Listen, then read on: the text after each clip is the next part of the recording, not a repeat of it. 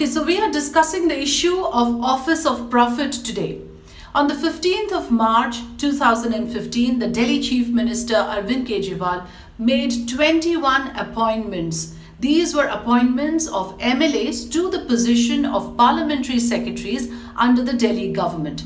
Now remember, as per constitutional principles, a person holding a legislative position is not allowed to hold an executive position at the same time unless a particular position is outside the ambit of Office of Prophet.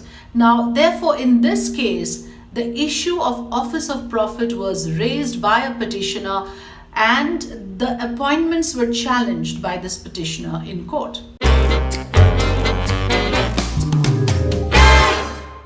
Arvind Kejriwal, meanwhile, tried to bring these positions of parliamentary secretaries outside the ambit of Office of Prophet through a legislative bill. However, that bill did not get the approval of the then President Pranab Mukherjee. And therefore, the issue remained contentious. The issue continued to be challenged legally.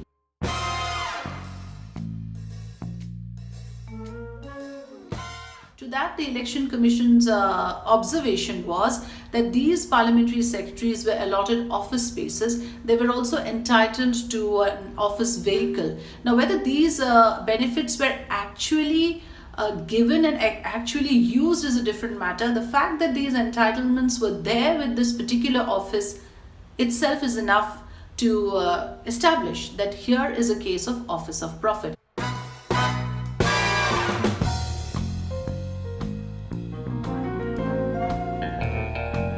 The person who was appointed to this position of parliamentary secretary wielded power and influence because he had access to all government meetings. Remember, we are talking about MLAs who are members of the Delhi Legislative Assembly.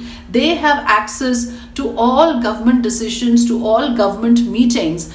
Means that they are actually serving dual positions, holding dual positions, and that is something constitutionally not allowed. It amounts to conflict of interest. It amounts to compromising with the independence of the legislature and the executive. In each of the cases, in the previous cases where the issue was raised, a corrective measure was taken. Arvind Kejriwal tried to do the same thing. Remember, a legislative bill was attempted to be passed by Arvind Kejriwal to legitimize these offices of parliamentary secretaries and to bring them outside the ambit of Office of Prophet. But in his case, because Delhi is not a full state, it's a union territory, there were complications involved. First, any legislative bill that is introduced requires the assent or the ratification by the Lieutenant Governor, and it is alleged that in this case that was not there. Secondly, the point raised by the Aam Aadmi Party is that there were no pecuniary benefits given to these parliamentary secretaries. However, like I said earlier, the Election Commission has already established why this position, irrespective of whether those benefits were actually enjoyed or not, still qualify as offices of Prophet.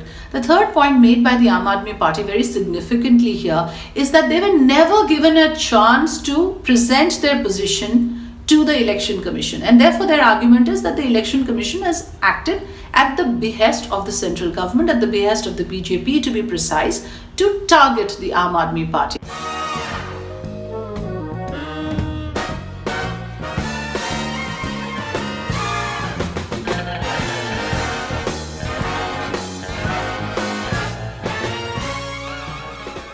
The numbers are still in Arvind Kejriwal's favor because out of the 66 that they have, even if 20 is disqualified, they still have 46, which is above the majority mark of 35 in a 70-member Delhi Assembly. But what is going to happen here? A major crisis, of course, will emerge because it would mean that the party could disintegrate. Already there are reports of cracks within the ranks of the Aam Aadmi Party.